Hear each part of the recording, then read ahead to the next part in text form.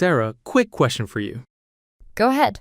Have you ever looked at someone's life and thought, wow, they're so lucky? All the time. Like that one friend who always finds the perfect job or meets the perfect partner or somehow gets the perfect apartment for half the price.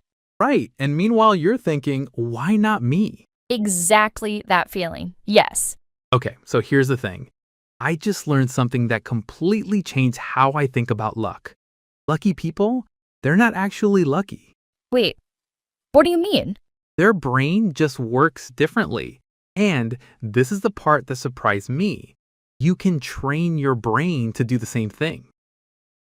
So you're saying luck is something we can learn? That's exactly what the science says. There's a researcher at Stanford who has spent years studying this, and she found something amazing. Most of what we call luck is actually a pattern of small, daily choices. Wait, really? The same way we train our brain to speak English? Exactly the same way, which is why this matters so much for everyone listening. Oh, I love this already. Okay, let's get into it. Hi, everyone. Welcome back to the English Conversation Podcast. I'm Sarah. And I'm Mike, and today we're talking about something really powerful, the science of luck. Yes, and before we dive in, listen, we have a free PDF transcript for this episode in the description below. So if you want to read along, review the new vocabulary, or study the conversation later, just click the link. It's completely free. Definitely grab it. There are so many useful words and phrases in today's episode. And by the end of this conversation, you'll understand why some people seem to attract opportunities and exactly what you can do starting today to become one of them. And here's the connection that blew my mind. The same brain habits that make people lucky in life, they're the same habits that make people fluent in English. Oh, wow. That's a really good connection. Right? So this episode isn't just about luck. It's about how you can change your life and your English in small, simple ways. Beautiful. Okay, let's start with the most surprising part. So, Sarah, if I asked you to define the word luck, what would you say? Luck is something good or bad that happens to you by chance. That's a great answer, and actually that's very close to the dictionary definition. Oh, really? Yeah, the dictionary says luck is success or failure apparently caused by chance. Apparently caused by chance. Wait, why is the word apparently in there? That's exactly the question, and that one little word changes everything. Okay, walk me through it. So apparently means it looks like something is true, but maybe it isn't. So the dictionary is telling us luck looks like chance on the surface, but underneath there's something else going on. Oh, so the dictionary is basically saying it seems like chance, but it's not really chance. Exactly. Underneath that word apparently, there are choices, behaviors, patterns, things that lucky people do usually without even realizing it. Wow, I've used that definition 100 times and never noticed that word. Most people don't, but once you see it, you can't unsee it. Okay, so let's unpack this a little. Yes, let's unpack it. By the way, unpack is such a useful verb. Oh, good point. For everyone listening, when we say unpack an idea, we mean we look inside it carefully, like opening a suitcase and looking at everything piece by piece. Perfect explanation. So if we unpack luck, what do we find? We find that lucky people have more agency than we think. That's another important word, agency. That's the power to make choices, the power to act, to shape your own life. And the researcher I mentioned, Dr. Tina Seelig, she says most people have way more agency than they realize. So they think they're just floating through life, but actually they're holding the steering wheel the whole time. Exactly. And here's the line that really got me. She says, opportunities are ubiquitous. Ubiquitous. Big word. What does that mean? Ubiquitous means everywhere, all around you, all the time. So opportunities are everywhere, all around us. We just don't see them. Right. She compares opportunities to the wind. She says opportunities are like the wind, but you need a sail to catch them. Oh, that's good. So the wind is always blowing, the opportunities are always there, but if you don't have a sail, you can't catch any of them. And most of us are walking around without a sail, wondering why we feel unlucky. This is already changing how I think about my own life. Okay, Mike, here's the next big idea, and this one is really important. There is a difference between fortune and luck. Wait, aren't those the same thing? Most people think so, but Dr. Seelig says no, they're completely different. Okay, I'm listening. Fortune is the things that happen to you. Luck is what you control. Say that again. Fortune is the things that happen to you. Luck is what you control, Oh, that's a really useful distinction. right? So fortune is where you were born, who your parents are, how tall you are, the economy, a pandemic, a war. These are things you can't control. So fortune is the cards you were dealt. Exactly. And luck, that's how you play those cards. Okay, that's a really powerful way to think about it, because a lot of people, when life gets hard, they say, I'm so unlucky. Yes, but really what they mean is I had bad fortune. Something happened that they couldn't control. And those two things get conflated. Conflated, good word. That means we mix them up. We treat them like they're the same thing when they're really not. So when we conflate fortune and luck, we feel powerless, like everything is just happening to us. Exactly, and that's the trap. Because if you believe everything is fortune, you stop trying. You stop looking for opportunities. You stop taking action. And then you actually do become unlucky because you're not doing the things lucky people do. Yes, it becomes a cycle, a bad cycle. Okay, so let me make sure I understand. There are some things in life I can't change, like the family I was born into, the country, the economy, big things. Right. But there are other things, small things, that I do every single day, and those things actually shape what happens to me. Yes, those small choices, that's where luck lives. And I think this is super important for English learners, Oh, tell me. because a lot of people listening right now might think, I'm unlucky with English. I didn't grow up speaking it. I don't live in an English-speaking country. I don't have native speaker friends. Yes, I hear that all the time. But those things, that's fortune. That's the cards you were dealt. You can't change those. Right, but you can change what you do today. Exactly. You can change whether you watch this podcast, whether you write a comment in English, whether you say one new word out loud today. And those small choices, that's luck. That's where your power is. I really love that reframe because it takes the focus away from what you can't control and puts it on what you can. And honestly, that's where freedom lives. Okay, so before we go any deeper, Mike, I want to do a quick check-in with everyone listening. In one word, just one word in the comments, do you feel lucky or unlucky right now in your life? Just type it, lucky or unlucky. Don't think too hard. The first word that comes to mind. Exactly. We read every comment, and honestly, I think it's really powerful to name how you feel right now because by the end of this episode, that feeling might shift. Yeah, so pause if you need to. Type your word. We'll be here when you come back. Okay, ready for the next part? Because this is where things get really interesting. Let's go. Okay, Mike, so here's where Dr. Seelig gets really creative. She uses this beautiful image to explain how different people relate to luck. I love a good metaphor. So imagine this. There's an ocean, the wind is blowing, and the wind is full of opportunities. Got it? Now, there are different ways people interact with that wind. Some people stay inside their house. They close all the windows, they close all the shutters, they don't even know the wind is there. So they're completely cut off. Completely. They might say, nothing ever happens to me, my life is so boring, but really, they're hiding from every opportunity. Okay, that's person number one, the closed house. Who's next? Person number 2 is the weather vane. Wait, what's a weather vane? Oh, good question. A weather vane is that little metal thing on top of old houses. It looks like an arrow, and it spins around to show which direction the wind is blowing. Oh, yes, I've seen those. They're usually shaped like a rooster or an arrow. Exactly. So the weather vane sees the wind, it notices it, it even points at it, but it never moves anywhere. It just spins and spins and spins, looking at all the opportunities, but going nowhere. Oh, wow. I think this might be me sometimes. Like, this is most of us, honestly. Like, I've been thinking about applying for a new job for, 6 months. And have you applied? No. Weather vane. Okay, fair. And I think a lot of English learners are weather vanes too. How so? Well, they watch English videos, they think about practicing, they look at all these opportunities to speak, but they never actually open their mouth and try. Yes, they spin around looking at opportunities, but they never catch one. Okay, I need to stop being a weather vane. What's person number 3? Person number 3 is the hot air balloon. Ooh, fun. So the hot air balloon is up in the air. It's in the wind. The wind is carrying it. So that's good, right? Kind of. The hot air balloon goes wherever the wind takes it. It doesn't really steer. It doesn't have a goal. It just floats. So that's like someone who tries lots of things but doesn't have a clear direction. Right. And honestly, that's okay sometimes. Especially when you're young or when you're exploring, you should try lots of things. Be curious. See where life takes you.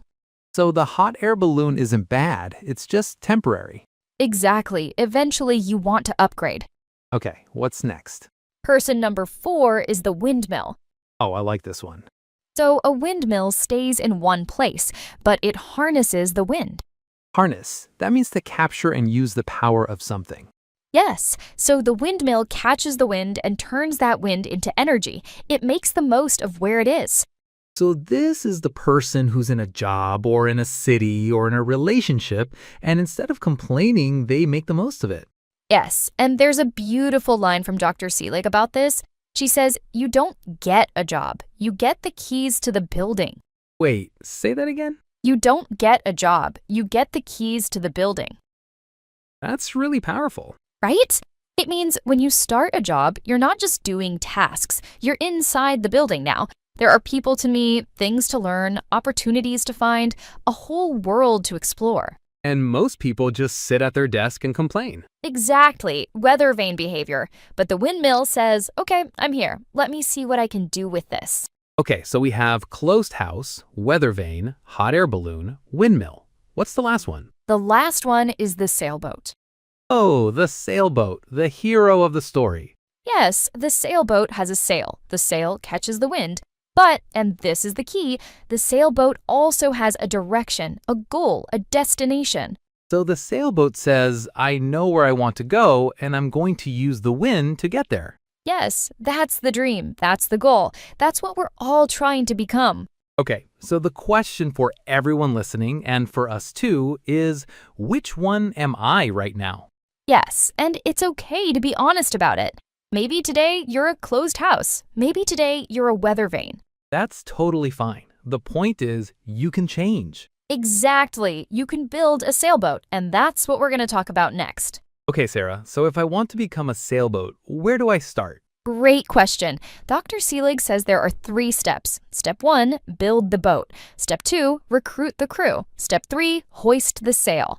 Hoist the sail. That means to raise it up, to put it in the air so it can catch the wind. Right. Okay, so let's start with step 1, build the boat. And what does that mean exactly? Building the boat is all the internal work. It's about who you are, what you believe, what you stand for. So this is the inside stuff. Before you do anything in the world, you have to figure out who you are. Yes, and the most important part is knowing your core values. Core values. Those are the things that matter most to you, the things you won't give up. Exactly, and here's why this matters for luck. If you don't know your values, you'll get pushed around. People will ask you to do things, and you'll just say yes, even if it's wrong for you. And then you end up in the wrong job, the wrong relationship, the wrong city. Yes, and you call it bad luck, but really, you just didn't know yourself. That's painful but true. Mel Robbins shared a really beautiful example of this. She talked about a friend who was in a relationship. The boyfriend asked her to marry him. Oh, And the friend said, well, I'm a peacekeeper. I don't want to make him sad. so she was thinking about saying yes, even though she didn't want to. Yes, and Mel said something amazing. She said, that's the same thing you did in your first marriage. You kept the peace, and you were miserable. Oh, She said, your real value isn't being a peacekeeper. Your real value is being a truth teller. And until you live by that, you'll keep ending up in relationships that don't fit you. wow. So if you don't know your values, you make decisions based on what other people want, and then your whole life feels wrong. And you call it bad luck. This is so important because for English learners listening, this applies too. Oh, tell me. If you don't know why you're learning English, what your real values are, you'll quit when it gets hard. Yes, because you'll be doing it for the wrong reason. Right. Maybe you're learning because your parents want you to, or because your boss said so, or because everyone else does it. But if you connect English to a real value like freedom or growth or building a better life for your family, Then you'll keep going, even when it's hard. That's building the boat. That's the foundation. Okay, what else goes into building the boat? Your story, the story you tell about yourself. What do you mean? Well, some people walk around with a story like, I'm not smart, I'm not good enough, nothing ever works out for me. Oh, yeah, I've had that story before. We all have. But here's the problem. If your story is, I'm unlucky, guess what you'll keep being? Unlucky? Right, because your brain looks for evidence. Whatever story you tell, your brain finds proof for it. So if I tell myself I'm bad at English, my brain will find every example of when I made a mistake, and it'll ignore every example of when I did well. Yes, but if you change the story, you change the evidence. You change what you notice, and eventually you change what happens. That's why mindset is so important. Mindset, yes, that's the word. Your mindset is the lens you see the world through. Okay, Sarah, you mentioned Mel Robbins earlier. She told a story that really stuck with me. Can we talk about it? Yes, please. This story is so beautiful. So, Mel and her family moved to a new town. She was 53 years old. She had just left the place where she had lived for 26 years. All her friends were back there. 26 years is a long time. That's a whole life of friendships. Right. So she moved to this new place, and for 6 months, she sat alone in her house. Oh, She felt sorry for herself. She thought, I have no friends. I'm so unlucky. Why did we move? This is terrible. that's such a familiar feeling. When something hard happens, our first reaction is, why me? Yes. But then she did something that changed everything. She forced herself to leave the house. Just leave the house? Just leave the house. She walked to a coffee shop, and she ordered a coffee. Okay. And she made herself say something nice to the person making the coffee, a small compliment, something authentic. Authentic, real, honest, not fake. Right. Maybe she said, I love your earrings, or you have such a kind smile. Just one small, real thing. And then? She left. And the next day she went back, and she remembered the person's name, and she said it. Oh, that's so powerful. Saying someone's name. And the next day, another small thing, a small comment, a small connection. Day after day after day. She was stirring the soup. Yes, that's the perfect phrase. Stir the soup. That's an idiom that means do something small to start a change. Mix things up. Add something new. Add a new ingredient and see what happens. Exactly. And slowly, she started making friends. She built a community. The barista knew her. The barista's friends knew her. And one day she looked around and realized she had a whole life there. Wow. And here's the thing she said. She said, people will look at me now and say, I'm so lucky. I have all these friends. I belong here. But she didn't get lucky. She built it, one coffee at a time. I love this story so much because it shows you something really important. Yeah? Luck is not a gift from the sky. Luck is a habit you build with your own two hands. That's such a beautiful line. And honestly, for everyone listening, this is exactly what you do with English. Yes, one small conversation, one small comment, one small word. You stir the soup every day, and eventually you have fluency, you have connection, you have a whole life in this language. And someone watches you and says, wow, you're so lucky. English just comes naturally to you. And you smile because you know the truth. Okay, so we built the boat, we know our values, we have a better story. We're ready to start stirring the soup. What's step 2? Step 2 is recruit the crew. So we need a team. Yes, because, and I love this line, luck seldom sails solo. Seldom, good word. That means rarely or not very often. Right. Luck rarely happens alone. Almost every lucky thing in your life will involve other people. That makes sense. Like you got the job because someone introduced you. You met your partner because a friend invited you to a party. Yes, or you found this podcast because someone recommended it. So how do we recruit the crew? 3 things. Ask for what you want, help other people, and show appreciation. Let's start with ask for what you want. Okay, Most people are afraid to ask. They think, what if they say no? What if I look stupid? What if I'm a burden? Yeah, that's very common. But here's the thing. If you don't ask, the answer is already no. That's good. If you don't ask, the answer is already no, so you have nothing to lose. Exactly. And often, if you make your asks small and easy, people are happy to help. What does small and easy mean? Like, instead of saying, can you teach me everything you know? You say, could I have 5 minutes of your time? I have one quick question. 5 minutes. That's easy to say yes to. Right. Make it easy for people to say yes. That's a skill. Okay, second thing, help other people. Yes, and this is one of the most powerful luck builders because most people don't do it. Why do you think that is? I think because we're always thinking about ourselves, what we need, what we're missing, what we want. Yeah, it's natural. But when you help someone, even in a small way, something amazing happens. They remember, and later, when you need something, they help you back, sometimes in ways you couldn't even imagine. So generosity is actually a luck strategy. Generosity, yes. The more you give, the more comes back. Not always from the same person, not always right away, but it comes back.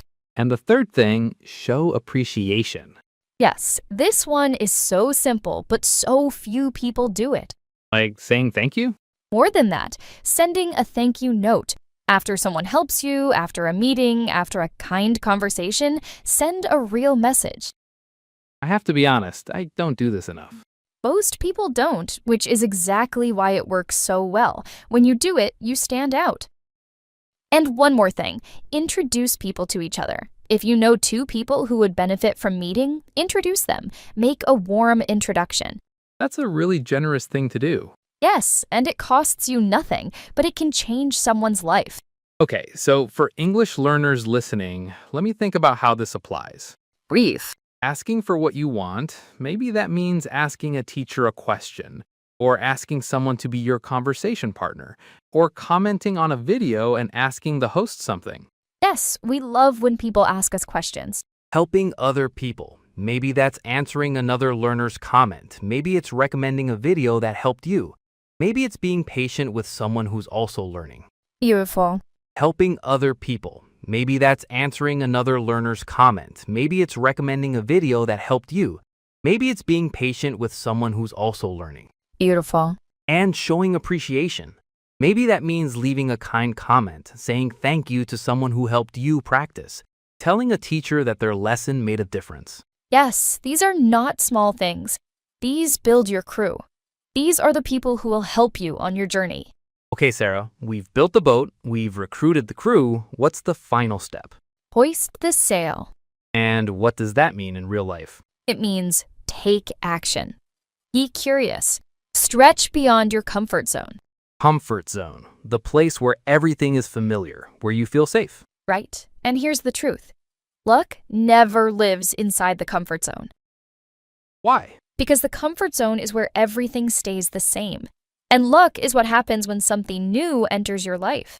So if nothing changes, nothing new can come in. Exactly. So you have to stretch. A little bit every day. Okay, and you mentioned curiosity. Why is curiosity so important for luck? Because curious people ask questions, and questions open doors. Like what kind of questions? Any kind. What do you do? How did you learn that? What's that book about? Where are you from? So just being curious about people. Yes, and about the world. Curious people learn faster. They meet more people. They notice things other people miss. And one of those things they notice is opportunities. Yes, there's a beautiful line. Before something is your passion, it's something you know nothing about. Wait, say that again. Before something is your passion, it's something you know nothing about. So we don't find our passion, we discover it by being curious. Yes. Most people sit around waiting to find their passion, but passion is built through exploration, through trying, through asking. Through hoisting the sail. Yes. Okay, I want to add one more thing about taking risks. Please. Dr. Seelig says risk has many flavors. There's physical risk, emotional risk, social risk, financial risk, intellectual risk. Oh, I love this. because most people think they're risk takers or not risk takers, but it's much more nuanced.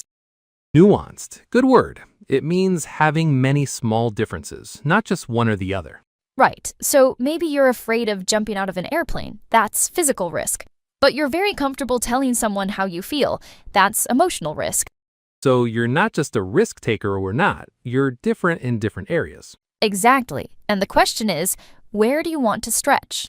And for English learners, I think social risk is the big one. Yes, speaking in front of people, joining a conversation, sending a voice message instead of a text. Asking a stranger for directions in English, saying something in a meeting, posting a video in English. All social risks, and every time you take one, you stretch your sail a little wider. And the wind catches you a little more. And you go a little further. Sarah, there's one more line from Mel and Dr. Seelig that I just can't stop thinking about. Tell me. We are all one decision away from a completely different life. Ike, that line gives me chills. Right? Because think about it. Every big change in your life started with one small choice. Yes, Mel met her husband because she said hello to a stranger at a bar. 30 years of marriage from one moment. Dr. Seelig wrote her whole book about luck because of one conversation on an airplane. And every English learner who is fluent today started with one decision: to open a book, to click a video, to say one word. To stir the soup. Yes. And here's what I love about this idea. It means the next big change in your life, the next lucky moment, is probably very close. It's probably one decision away.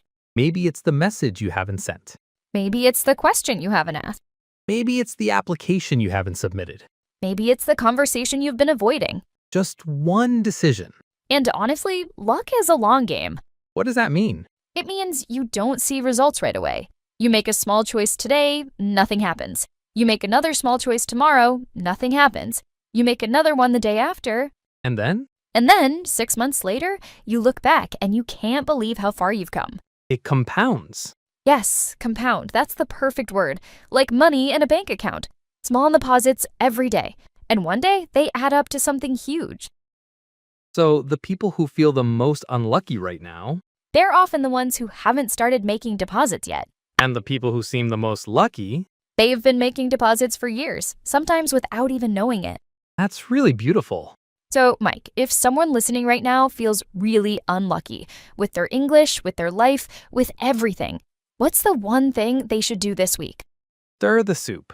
Do one small thing that's a little uncomfortable. Send the message, ask the question, comment on this video. Just one thing. I love that. And remember, you already did something lucky today. Oh yeah? You pressed play on this episode. That was a small risk. That was you choosing to stir the soup. So it's already working. That's beautiful, Sarah. And I want to say one more thing to everyone listening.